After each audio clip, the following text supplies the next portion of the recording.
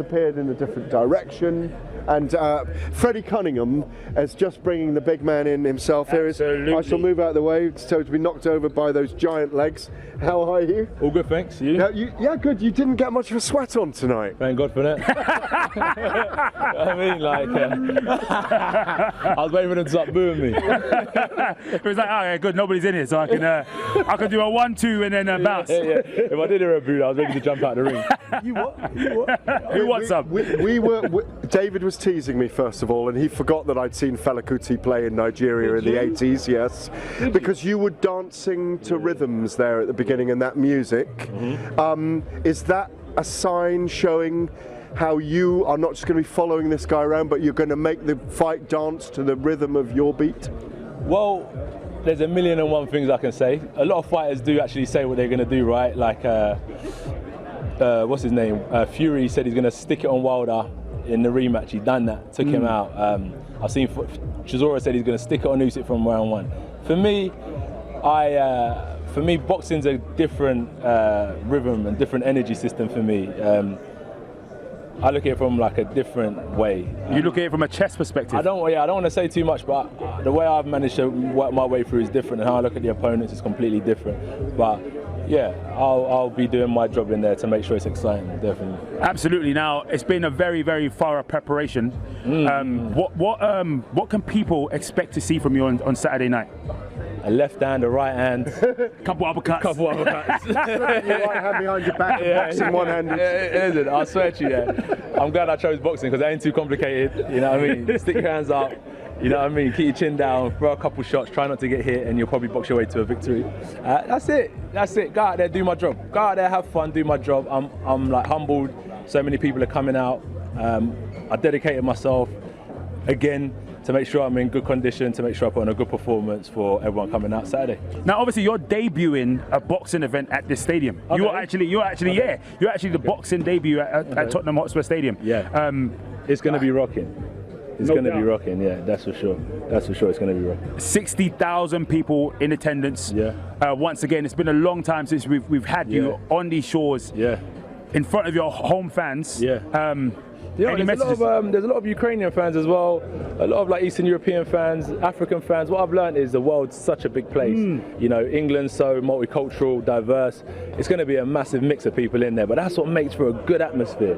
Remember when we fought Vladimir Klitschko? Yes. There was a lot of like Ukrainian fans. Arnold Schwarzenegger was there. Like, big people come out to support the Ukrainians as well. So it's going to be really good. And as long as we put on a good fight, boxing wins at the end of the day, and I'm happy with it. Anthony, you mentioned the Vladimir Klitschko fight. It was, apart from when you won the Olympic title here just down the road, where you went to the hearts and minds of the British people, that was a massive event in British sport and in British life.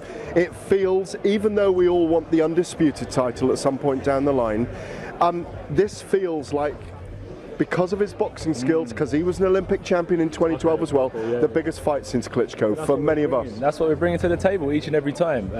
Boxing needs it at the end of the day. Boxing does need it. And I do believe like it's good to go across shores. Like, we've been Saudi, we've been America, I've fought around the world as an amateur in my short career.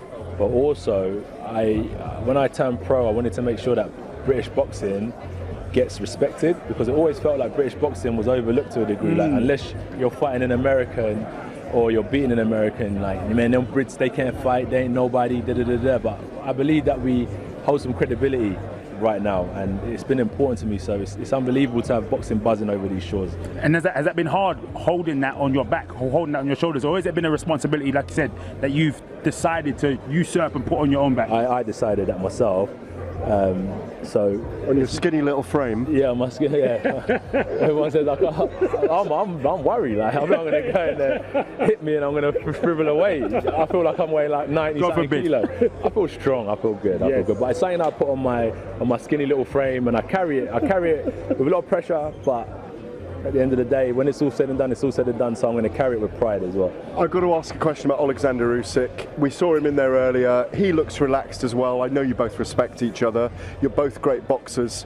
Talk to us a little bit about him, because people say, oh, he's much smaller. When they see you this week, they'll see how much bigger you are, that you'll be probably a stone heavier than him.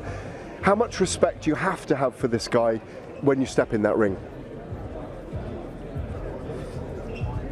respect each other after. With all due respect, respectfully, you respect each other after. That's just me being respectful. Have you seen him yet? Tonight or not? Yeah. Cool. Face to face. No. I've met him before. I met him in Saudi. In the morning. But yeah, look, with all due respect, right? We're ambassadors of the sport, and I know there's kids that come out and watch and stuff like that. But this is a warrior sport. I know it sounds like, but I'm being serious. When I watch like the Durans of the world, the Haglers of the world, You're going to war. you're going to war. Like, you can be a good fighter, but you have to have a certain instinct. You're exciting us now. Yeah, that you have to have it within you. You can be a good fighter, but a great fighter has a certain instinct. And you know, with all due respect, you have to have lack of respect and go in there and know who you are. This is war. So. It's getting exciting, listen. Stadium, it's AJ. AJ. It's a big one. Listen, it's been an absolute pleasure. As always. An absolute pleasure. And we're gonna seeing your giant thighs. Yeah, we do. We miss you. We look like little men next to your giant thighs normally when we come up to the EIS. We missed that experience this year. I'm going to say nothing else. That's between you and Dave. No, he's speaking for himself, mate. I'm speaking for myself. Absolutely. But listen, it's been an absolute pleasure. And we're gonna be continuing the journey throughout the entire fight week, so we'll see more of you. Oh, sick. I used to have one of them when I was Is it? there. Yeah, I used to have one. Yeah. They're classics. Sovereigns and keepers we used to have. My team was the sovereign game all day, every day. Sovereign, Of course. Yeah, the sovereigns were class. We look forward to seeing you face to face with him at the press conference on Thursday. Thank you very much for stepping into the booth. Absolute Thank you for pleasure. having me once again. Pleasure.